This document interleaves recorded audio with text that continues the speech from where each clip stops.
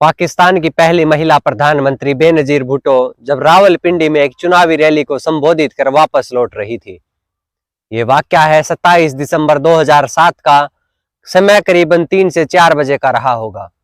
एक हमलावर बेनजीर की कार के पास आकर उन पर गोलीबारी शुरू कर देता है। इस गोलीबारी में बेनजीर की मौत हो जाती है। उसके बाद वो हमलावर खुद को सुसाइड बम से उड़ा लेता है। इस आत्मघाती हमले में बेनजीर सहित उनके 20 से अधिक कार्यकर्ताओं की मौत हो जाती है, जबकि 71 से अधिक लोग घायल हो जाते हैं। ये तीसरा आत्मघाती हमला बेनजीर के ऊपर हुआ था। तीनों आत्मघाती हमले बेनजीर की सुरक्षा पर भी कहीं ना कहीं सवाल खड़े करते हैं। आप सभी को नमस्कार, मैं कृष्ण आज के दिन की शुरुआत करता हूं इस सच्ची घटना के साथ।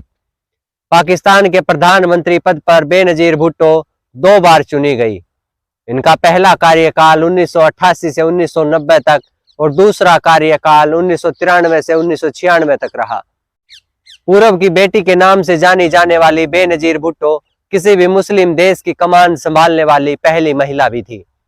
बेनजीर भुट्टो पाकिस्तान की पीपल्स पार्टी की प्रतिनिधि और शिया मुस्लिम शाखा की अनुयायी भी थी। बेनजीर भुट्टो का जन्म पाकिस्तान के एक धनी जमींदार परिवार में हुआ था। ये पाकिस्तान के पूर्व प्रधानमंत्री जुल्फिकर अली भुट्टो की पहली संतान भी थी। इनके दादा शाहनवाज भुट्टो अविभाजित भारत के सिंध प्रांत के लड़काना जिले के भुट्टो कला गांव के निवासी थे। फिलहाल भुट्टो कला गांव भारत के हरियाणा प्रदेश के अंदर है। 18 दिसंबर 1997 को बेनजीर भुट्टो का विवाह आसिफ अली जरदारी के साथ कर दिया गया। आसिफ अली जरदारी सिंध प्रांत के प्रसिद्ध नवाब शाह परिवार के बेटे और एक सफल व्यापारी भी थे। बेनजीर भुट्टो की 3 संतान हैं, एक बेटा बिलावल और 2 बेटियां बख्तावर और आसिफा। बेनजीर की प्रारंभिक शिक्षा कराची के लेडी जैनिंग नर्सरी स्कूल और कन्वेंट जीसस एंड मैरी में हुई। 15 साल की उम्र में कराची ग्रामर स्कूल से ओ लेवल की परीक्षा भी बेनजीर ने उत्तीर्ण कर ली थी। 16 साल की उम्र में बेनजीर अमेरिका चली गई। अमेरिका में 1969 से 1973 तक रेड क्लिफ कॉलेज में पढ़ाई की। उसके बाद हार्वर्ड विश्वविद्यालय से कला स्नातक की डिग्री की। उसके बाद बेनजीर इंग्लैंड चली गई और ऑक्सफोर्ड विश्वविद्यालय से कानून, दर्शन और राजनीति का अध्ययन किया। ऑक्सफोर्ड के अध्ययन के दौरान बेनजीर ऑक्सफोर्ड यूनियन की अध्यक्ष चुनी जाने वाली पहली एशियाई महिला भी थी। बेनजीर 1970 में पाकिस्तान अपने घर वापस लौटी। घर वापसी के कुछ ही दिन बाद इनके पिता पूर्व प्रधानमंत्री जुल्फिकर अली भुट्टो का तख्ता पलट हो गया। जुल्फिकर अली भुट्टो चुनाव जीतकर सत्ता में आए थे। उन पर आरोप लगाए गए कि चुनाव में धांधली की गई है। उनके विरोधियों ने इस चुनाव के विरोध में सड़कों पर प्रदर्शन किया। उस समय के तत्कालीन सेना जनरल प्रमुख जिया उल हक ने जुल्फिकर अली भुट्टो को गिरफ्तार कर लिया और शासन की बागडोर अपने हाथ में ले ली। उसके बाद प्रधानमंत्री जुल्फिकर अली भुट्टो पर आरोप लगे कि उन्होंने अपने विरोधियों की हत्याएं करवाई थी। 4 जुलाई 1979 को जुल्फिकर अली भुट्टो को लियाकत बाग रावलपिंडी में फांसी दे दी गई और बेनजीर को सैनिक सरकार द्वारा हिरासत में ले लिया गया। 1979 से 1984 के बीच बेनजीर को कई बार जेल डाला गया। उसके बाद कई बार रिहाई दी गई। 1984 में 3 साल की कैद के बाद बेनजीर को पाकिस्तान के बाहर किसी भी देश में रहने की अनुमति दे दी गई। उसके बाद बेनजीर लंदन में जाकर रही। 1985 में बेनजीर के भाई शाहनवाज की पेरिस में संदिग्ध हालत में मौत हो गई। उसके बाद अंतिम क्रिया के लिए बेनजीर पाकिस्तान वापस लौटी। उस समय सैनिक सरकार के खिलाफ चल रहे विरोध प्रदर्शन में नेतृत्व करने के आरोप बेनजीर के ऊपर लगाए गए और बेनजीर को गिरफ्तार कर लिया गया। इस मामले में बेनजीर को जल्द ही रिहाई भी दे दी गई। उसके बाद आम चुनाव की घोषणा कर दी गई। 1988 में बेनजीर भारी मतों से विजयी घोषित हुई और पाकिस्तान की प्रधानमंत्री बनी। उसके बाद 1990 में उस समय के राष्ट्रपति गुलाम इश्क खान ने बेनजीर की सरकार को बर्खास्त कर दिया। उसके बाद 1993 में फिर से चुनाव हुए, बेनजीर फिर से विजयी हुई। उसके बाद 1996 में उनकी सरकार को भ्रष्टाचार के आरोपों में बर्खास्त कर दिया गया। पहले चुनाव के दौरान बेनजीर लोकप्रियता के शिखर पर थी, जबकि दूसरे चुनाव में बर्खास्त किए जाने के बाद उनकी छवि पूरी तरह से बदल गई थी। पाकिस्तान का एक बड़ा तबका उन्हें कुशासन और भ्रष्टाचार के प्रतीक के रूप में देखने लगा था।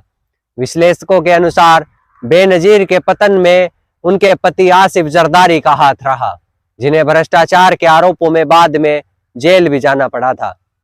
भ्रष्टाचार के आरोपों में दोषी ठहराए जाने के बाद बेनजीर पाकिस्तान छोड़ यूनाइटेड अरब अमीरात के दुबई नगर में जाकर रहने लगी। उनकी अनुपस्थिति में पाकिस्तान की सैनिक सरकार ने उन पर लगे भ्रष्टाचार के आरोपों की जांच की और उन्हें निर्दोष पाया गया। उसके बाद 18 अक्टूबर 2007 को बेनजीर पाकिस्तान लौटी। उसी दिन बेनजीर के ऊपर कराची में 2 आत्मघाती हमले हुए। किस्मती से बेनजीर इन आत्मघाती हमलों में बच गई। उसके बाद 27 दिसंबर 2007 को जब रावलपिंडी में एक चुनावी रैली को संबोधित कर बेनजीर वापस लौट रही थी, अपनी कार के सनरूफ से बाहर निकलकर अपने समर्थकों को विदा दे रही थी, एक हमलावर बेनजीर की कार के पास आकर बेनजीर पर गोलीबारी कर देता है। इस गोलीबारी में बेनजीर की मौत हो जाती है। उसके बाद वो हमलावर खुद को सुसाइड बम से उड़ा लेता है। इस आत्मघाती हमले में बेनजीर सहित उनके 20 से अधिक कार्यकर्ताओं की मौत हो जाती है और 71 से अधिक लोग घायल हो जाते हैं। बेनजीर पर हमला करने वाले इस हमलावर की पहचान शहीद बलाकेल के रूप में होती है, जिसने खुद को सुसाइड बम से उड़ा लिया था। इस घटनाक्रम का मुख्य आरोपी बेतुल्ला मसूद अमेरिकी ड्रोन हमले में मारा जाता है। इस पूरे घटनाक्रम में 16 आरोपी बनाए गए, 355 पेशी हुई, 144 गवाहों ने गवाही दी, 10 जज बदले गए, लेकिन उनमें से 8 आरोपियों को ही गिरफ्तार किया गया।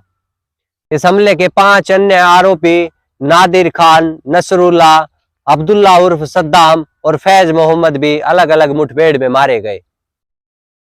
बेनजीर की हत्या के बाद उनके पति आसिफ अली जरदारी देश के राष्ट्रपति बने, लेकिन वो भी बेनजीर के हत्यारों को बेनकाब करने में नाकाम रहे। ऐसे में शक की सुई बेनजीर के पति आसिफ जरदारी पर उठती है। इन अटकलों ने जब जोर पकड़ा जब आसिफ अली जरदारी के वरिष्ठ सहयोगी बिलाल शेख 2013 में आत्मघाती हमले में मारे जाते हैं, क्योंकि जब 2007 में बेनजीर पाकिस्तान वापस लौटी थी, उनकी सुरक्षा के इंचार्ज बिलाल शेख ही थे। उसके बाद शहर के पूर्व पुलिस अधिकारी सैयद अजीज और एसपी खुर्रम शहजाद को भी गिरफ्तार किया गया। एटीसी ने पुलिस अधिकारी सैयद अजीज और एसपी खुर्रम शहजाद को सबूत मिटाने और सुरक्षा भंग करने के मामले में 17 साल की जेल और 10 लाख रुपए जुर्माने की सजा सुनाई। इस पूरे फैसले को लाहौर हाई कोर्ट ने 3 महीने बाद ही उलट दिया। पुलिस अधिकारी सैयद अजीज अब रिटायर हो चुके थे, जबकि एसपी खुर्रम शहजाद को प्रमोशन देकर डीआईजी बना दिया गया। उसके बाद आसिफ अली जरदारी ने रिहा किए गए इन दोनों आरोपियों के खिलाफ इनकी सजा बढ़ाने और मुशर्रफ परवेज के खिलाफ मुकदमा दर्ज करने के लिए याचिका दायर की। दरअसल उस समय के तत्कालीन राष्ट्रपति परवेज मुशर्रफ भी चुनाव से पहले बेनजीर की हत्या करवाना चाहते थे। इस मामले में 355 बार पेशी हुई, 10 जज बदले गए और 144 गवाहों की गवाही के बाद भी इस हत्याक्रम के असली गुनहगार का सुराग नहीं लग सका। यह हत्याकांड आज भी राज ही बना हुआ है। इस तरह के न जाने कितने हत्याकांड आज भी रहस्य ही बने हुए हैं। आप भी अपने आसपास हो रहे घटनाक्रमों से अवगत रहें। आने वाला वक्त न जाने किस रूप में हमारे सामने आएगा, कोई नहीं जानता। हम अगर हम कुछ कर सकते हैं तो आने वाले वक्त के कदमों की आहटों को भाप सकते हैं। ये भी तभी मुमकिन है जब हम अपनी आंखों और कानों को खुला रखें। इसमें आपकी मदद करेगा हमारा यूट्यूब चैनल सच्ची घटना, क्राइम की दुनिया की हर सच्ची घटना से आपको आगाह करके, ताकि आप सुरक्षित रहें, सतर्क रहें। जुड़े रहें हमारे यूट्यूब चैनल सच्ची घटना से। इसी तरह की सच्ची घटनाओं को आपको सुनाने का सिलसिला लगातार जारी रहेगा। धन्यवाद।